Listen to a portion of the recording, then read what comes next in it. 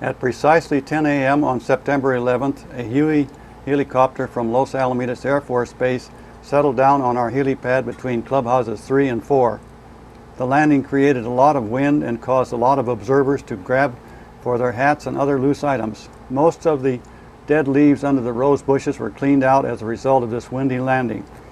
When the excitement of the landing had subsided, the residences and others moved into the auditorium of Clubhouse 4. Mr. Narang took over the microphone and introduced some well-known personages in our community. The final introduction by Mr. Narang was the Emergency Disaster Coordinator, Mr. George Bedford. Mr. Bedford then introduced our visitors from the Air Force Base. Chief Warrant Officer Jay Reeby spoke to the group of approximately 200 persons about the history and the specifications of the base. Lance Fletcher, also Chief Warrant Officer, ran the slide projector. He also was the pilot who brought the helicopter to rest on our helipad.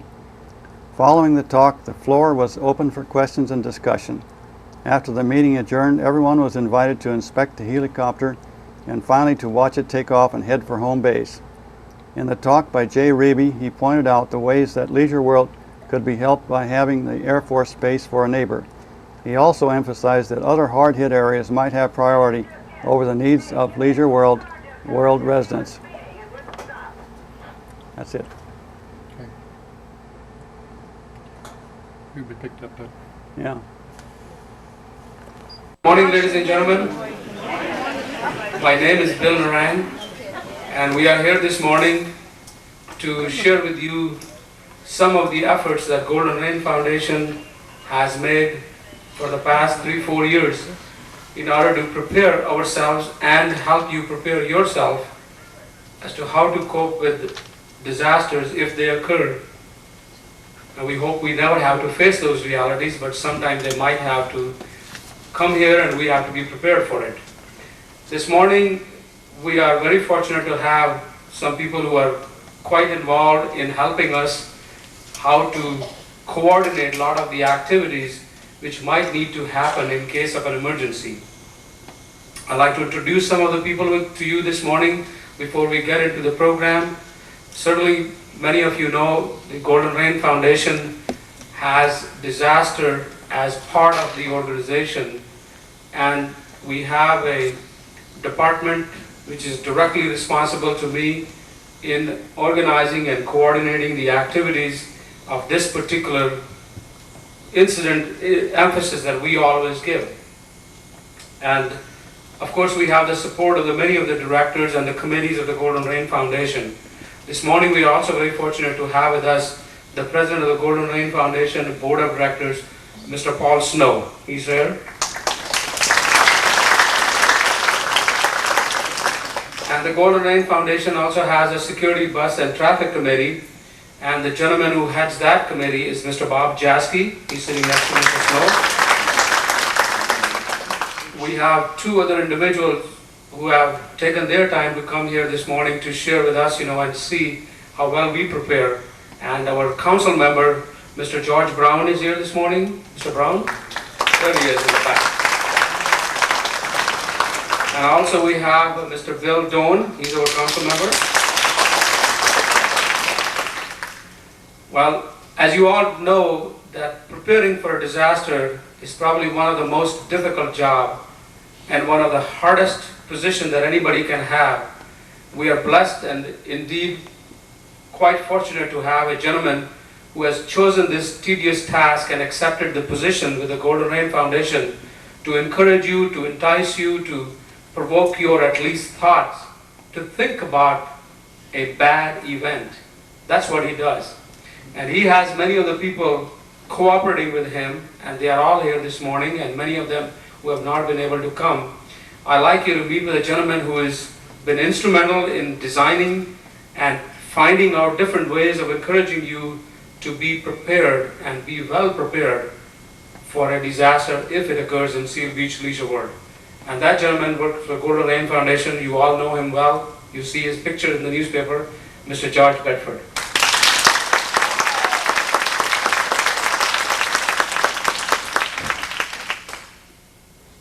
Very nice introduction. Thank you very much, Mr. Narang. And it's my pleasure to introduce some of the people who are responsible for making the disaster plan work. First, we have our disaster committee members, one representative at least for each mutual, and they're called disaster committee members, and they provide the liaison between their mutual directors and our disaster command post. Will all of the disaster committee members present please stand?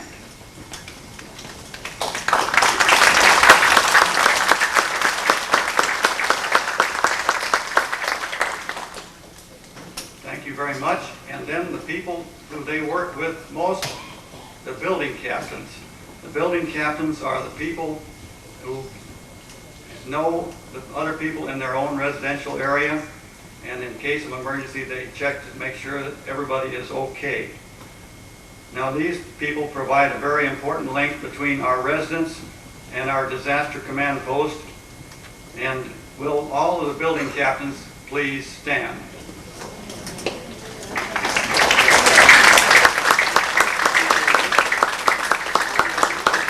Not really the same group, but they look. Anyway, those are the people that work hard, and we have a disaster program here which has been presented to you several times in the columns that I work on. So we have one committee member, Trudy Mills. She has spent some time in arranging a display of emergency food and water packages. At the conclusion of this program, you can see these items displayed on the card tables at the end of the stage. Some of the introductions which I had written down have been made, so is Mr. Robert McGuire from the Seal Beach Postmaster, is he here? He was one of my invitees. I wasn't sure whether he was going to make it or not. Fire Department Chief Jack Cheek, are you in the audience? Okay. And the Acting Administrator for Leisure World Healthcare Center, Mr. Gus Valaspino. And we have a Seal Beach Manager, Jerry Bangston. Jerry, did you make it today? Okay. I've reached the point where I'm going to introduce the program for this morning. We've got two warrant officers who landed in their big chariot out here and blew all the leaves off the rose bushes. Sorry, Helen. And these two gentlemen are both chief warrant officers. Jay Reeby. Jay. And Lance Fletcher. I'm going to turn this program to them now, but at the conclusion of the presentation, they will be asking for questions and from the audience. So if you've got some things you'd like to know about the Air Force base over here, let them have it. After the meeting is adjourned here, you can all go back out and talk to the officers and take a look at the outside, maybe even the inside of the helicopter. I don't know how much room they got in there, but it's pretty tight. When all the questions have been answered and Lance and Jay are back in their seats, you can stand and watch the big bird take off. So now over to the crew that's going to give you the presentation.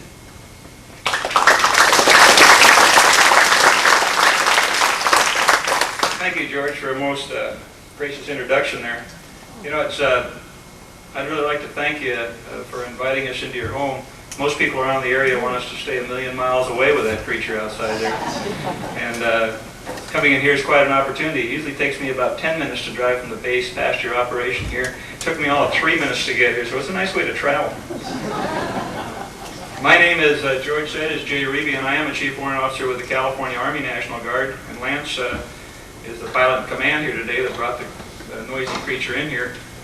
And our boss, Colonel Gormley, would like to express his regrets for not being able to show up today. He was called up to Sacramento and had to do some official business up there, so he asked if Lance and I would come and take this opportunity, which we're glad to do. And we are pleased to be here and tell you about the California National Guard and what we can do for you in the event of a natural disaster. By the way, if anybody has a question, I can't see your hands very well out there. Is there any way we could get a little light in the back? Or can everybody see the screen? Then we get a little light in the back in case anybody has a question. They could raise their hand, I could stop, and we could try to answer them. So please, don't hesitate if you have a question. First of all, I'd like to give you a little background history of the California National Guard. There you go. I think I can see everybody now. Well, never mind. Cancel that idea, I guess. Okay. All right.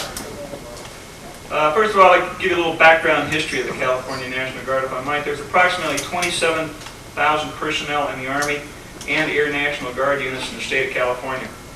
The Guard is unique in the military establishment in that we have two missions. The first mission is a federal mission.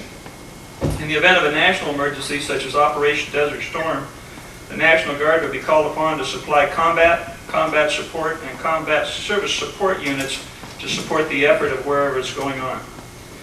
Of the 570,000 men and women that served in Desert Storm, 210,000 were Army reservists and National Guard individuals, and of those, 1,200 individuals were in the California National Guard. The second mission is a state mission that the National Guard has. In the event of a state emergency from natural disasters or civil disturbance, the governor of each respective state has the authority to mobilize the National Guard within the state to support the state's effort in overcoming the emergency. The second mission is the focus of what we're here today to talk about this morning. Before discussing that mission, I'd like to give you a little history of the Guard. The Army National Guard is the oldest military establishment in the United States. It takes its lineage back to 1638. The California Army National Guard goes back to 1854. And the California National Guard served in the Civil War, fought in the Spanish-American War, and served in the trenches of World War I. When the President called the country to war in 1941, the California Army National Guard sent units to both the European and Pacific theaters of operation. California Army and Air National Guard units served in Korea and Vietnam, and of course, most recently, the units served in southwestern Asia. The National Guard has a rich tradition of service to the state and nation, and we will continue that tradition, serving the nation and the citizens of the state of California. For today's briefing, I would like to focus on the Los Alamitos Airfield in regards to its capability and give you some ideas as to what would be our role in case of a natural disaster. Los Alamitos Airfield covers approximately 1,350 acres and is located, as I'm sure several of you know, as we get those airplanes over the top of your houses, just across the 405 freeway. The primary aircraft at Los Alamitos being the UH-1, or is commonly referred to as the Huey by most people. We have a picture of that. There they are. This is the type of aircraft we brought down today. These aircraft are organic to and support the 40th Infantry Division, California Army National Guard, and the 63rd Army Reserve Command, United States Army Reserve. Aircraft operations are conducted daily, and a total of over 100,000 operations occur yearly. This is based upon present training and stationing levels. Department of Defense aircraft are expected to continue to utilize Los Alamitos Airfield on a routine basis. Although the primary aircraft stationed at AFRC are helicopters, the airfield can accommodate most aircraft flying today. Everywhere from the OH-58 helicopter, which we see here, to the C-5 Galaxy, shown there. That aircraft has the capability of carrying up to 1 million pounds of cargo. A disaster support area, commonly referred to as a DSA in military jargon, is a special facility established near a disaster area where support and relief resources, manpower and material, can be received, stockpiled, allocated, and dispatched into the impacted area. The DSA will serve as an advanced command post to coordinate response of human and material resources and to provide other support services to mitigate loss of life and property when a serious disaster such as a major earthquake strikes.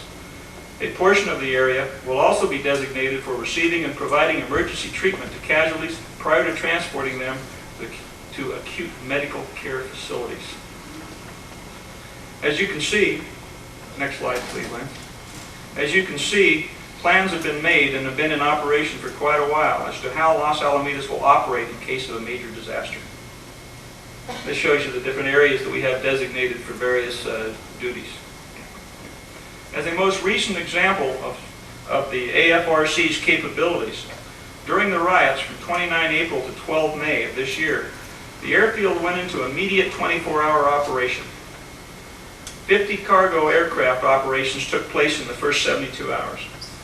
In a matter of personal note, when I was notified that I was on active duty, that the riots broke out, I showed up at first light the next day, and there was already 1,000 state patrol cars on base.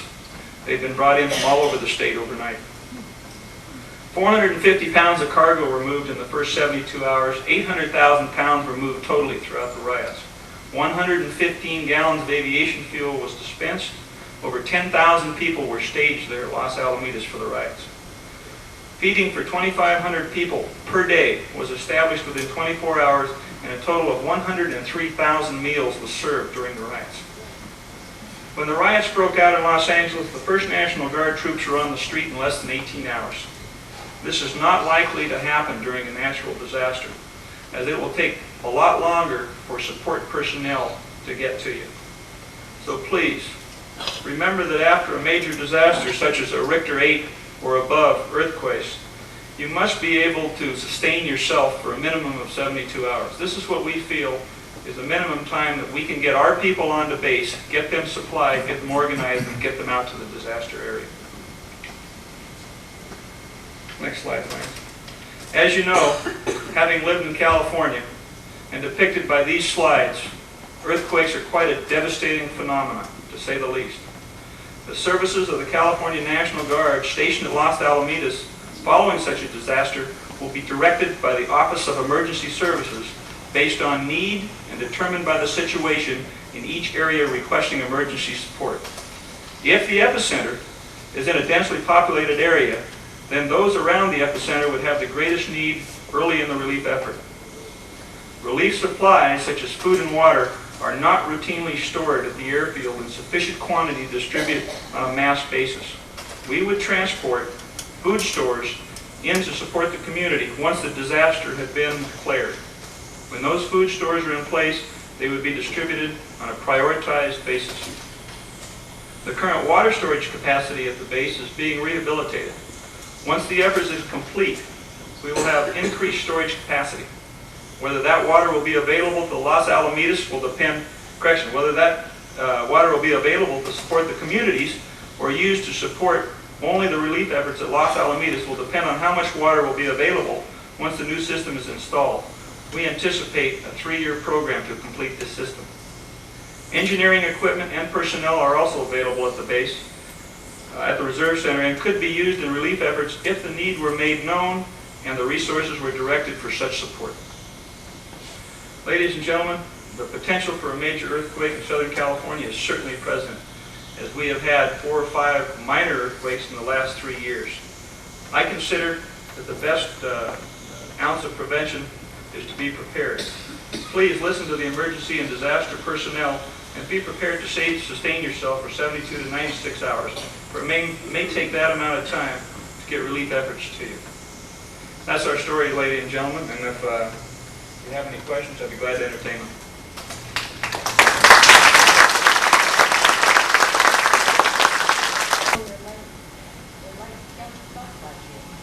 I honestly can't tell you that. Probably George or somebody like that is an expert that probably can't field that question. I know it's the sealed cartons from water companies. They're quite good and they do last a long time. We rotate ours in our household. We rotate it through. We take one out and use it occasionally and put a new one in. I've been asked this question quite a few times, and the answer I finally ended up was 6 months. Good idea to replace it 6 months. There are some ways it could be more, some ways it could be less, but you're safe if you don't try to keep it longer than 6 months. Put in new water, and there's some way if you have chlorine in the bottle to throw out the chlorine, but if you just stay with 6 months, you're in pretty good shape. Sir? Question? Some of those bottles have expiration dates on them. Yeah, if you go and buy a bottle of water, right? The expiration date is right on there. Trudy? After a bottle is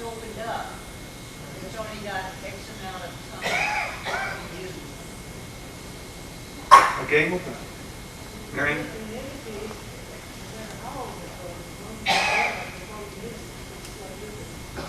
She says, as long as you boil it before you use it, you can use it as long as you want. So just keep in mind that. Do you have a question?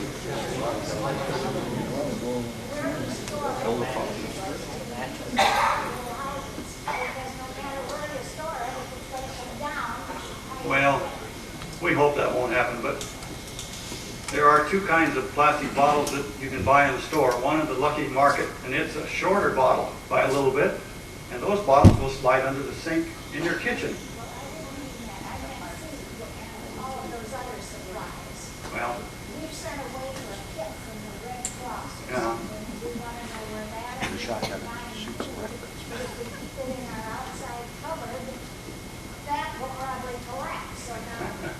You're sitting next to the expert Trudy here. She has been doing a lot of research on that, and after the program's over, I'm sure she'd be glad to help you.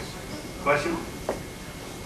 Red? A lot of people are concerned about aircraft crashing into leisure world. They come in pretty low, and I guess that's just a chance you take of living here, huh? That's it.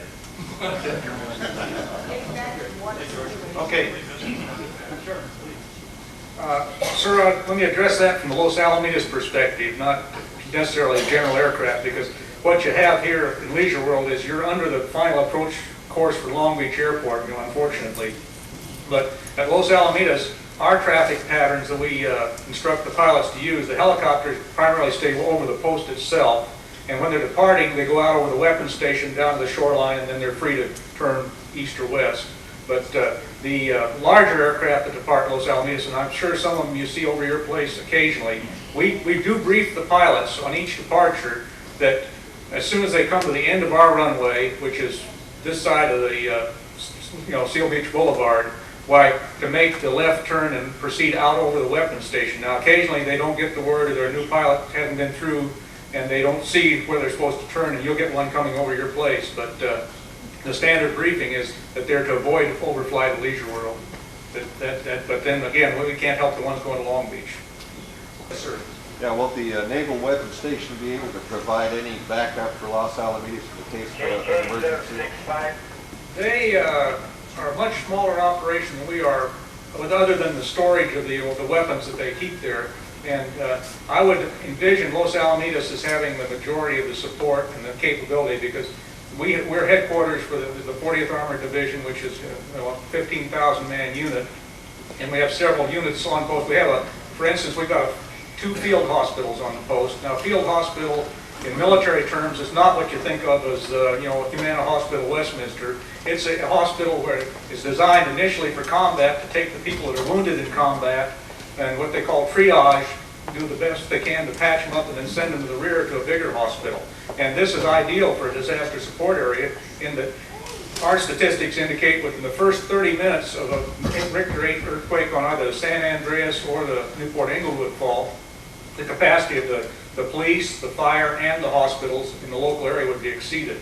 So what we envision as our role is to take our helicopters out, go out in the areas where the epicenter is, where the freeways have dropped and the transportation is very difficult, pick up injured people, bring them back to Los Alamitos for our field hospitals to triage, and then we would load them on some of these bigger aircraft and send them to, say, Phoenix, Arizona, or Fresno, wherever they had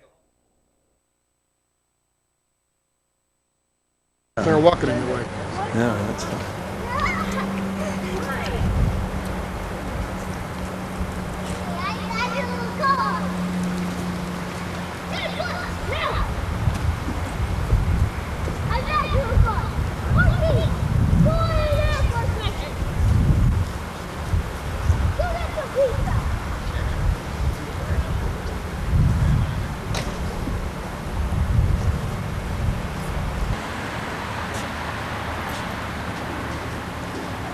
Probably can't do the window.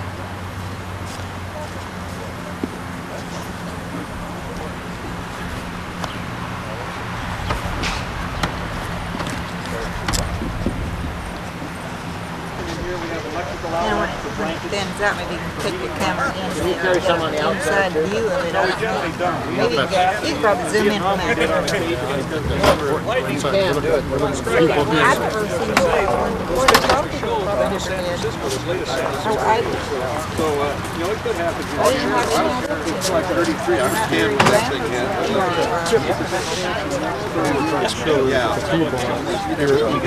Big interest, yes. Thank you.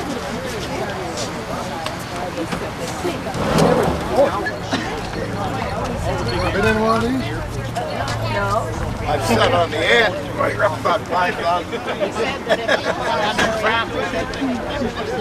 Yeah, oh yeah, they could sit. Well, that was interesting. Yeah, it was.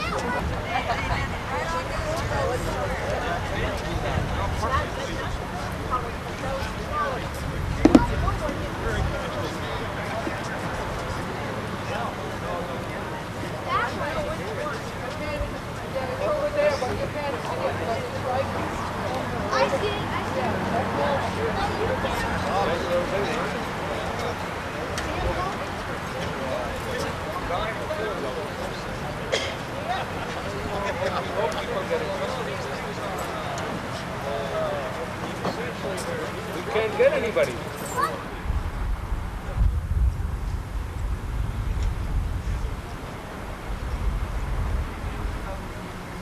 George, I'll see you.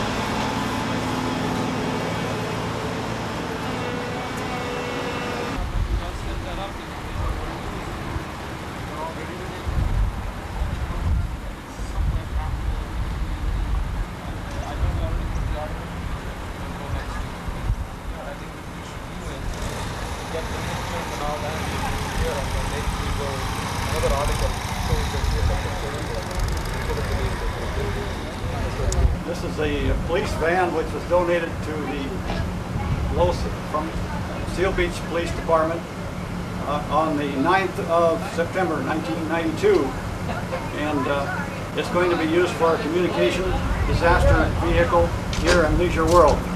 We will be storing it near Clubhouse 4 in one of these slots that we have up here so that it'll be readily available. Right now the inside has no equipment in it, and so Ken and I will be installing some of that equipment, mounting antennas on top, so the next time you take a picture of it, it'll look like a porcupine with so many different rods sticking out the top. So anyway, this vehicle has been operating since 1954, so it is a real antique, but it runs very, very well. I think it's going to be an asset to our disaster program. Okay. He said, well, they have other helicopters that are equipped already for stretchers and things like that. I can see there's a lot of places to seat people, but what about the ones that aren't, you can't seat them, they're all on a stretcher. These are different, and plus they said those seats will come out.